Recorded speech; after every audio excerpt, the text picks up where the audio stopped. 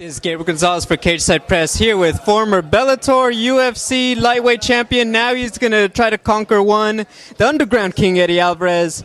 Eddie, I guess the biggest thing is you fought all over the world. How do you keep that same hunger? Because everyone is quick to say, well, he's going to go in there, he's going to win their lightweight title.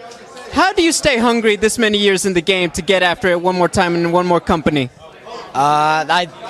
The key word is love. I'm passionate about my sport. I'm passionate about what I do, and I'm not in a race with anyone. I've always had on blinders and had my own path that I wanted to create and my own way to grow. I didn't look at the guy to the left or look at the guy to the right and say I want what he has or I want to do what he's doing. I just did things my own way, and I wanted to. If I joined an organization, I wanted to be the best in that organization. One by one, I've done that, and now we're at one championship. I have every intention on doing it again. Now, I know you're excited to be here. I have to bring this up, though. They did recently announce the upcoming UFC card in Philadelphia. Was there any part of just, I guess, cruel irony for you to hear that announcement a bit? Yeah. I text Dana and I said, really, man? 5 years I wanted that to happen. I even held the title, and they could have easily brought the fights there when I was holding the title. Would have had a sold out arena, but yeah, it was a cruel joke.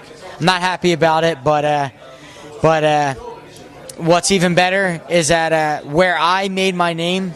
Where I made a name for myself and I came over to America and was able to compete because it was in Japan, was in Tokyo, where I represented America, and that's where I made a name for myself against some of the best guys in the world. Now we came full circle and we're going back there to compete for the Japanese audience.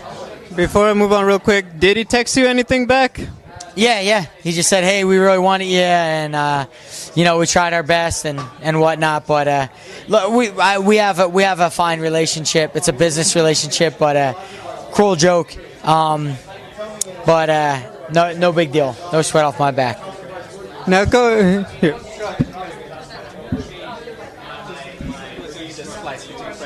Thank you. All right. Now, obviously, you're going back into a tournament format. We remember you killing it in Bellator. I guess for you, what is the biggest thing when you know, hey, it's going to be across a period of time, you know there's a bracket? What's the biggest change compared to just being scheduled for fights every so often through the year? I think in the tournament bracket, what happens is you get to be your true self. You're not. I'm not looking. I'm looking on because there's so many guys in front. You're forced not to look at each opponent one by one. You can look and have an idea, but you can't dive deep into an opponent and base your style on how you're going to fight off that opponent. So you really get to grow yourself and see what you're good at and bring your true best self to the cage that night. So I'm looking forward to just growing, getting better all year long, and continuing to get better as an athlete. Now, you talked about it just a little bit. You are one of the few guys who's already fought in Asia. Demetrius and Sage are obviously going to be making their debuts soon. What is the biggest thing fans should know about when they watch one of these shows compared to what they might be used to watching UFC or Bellator?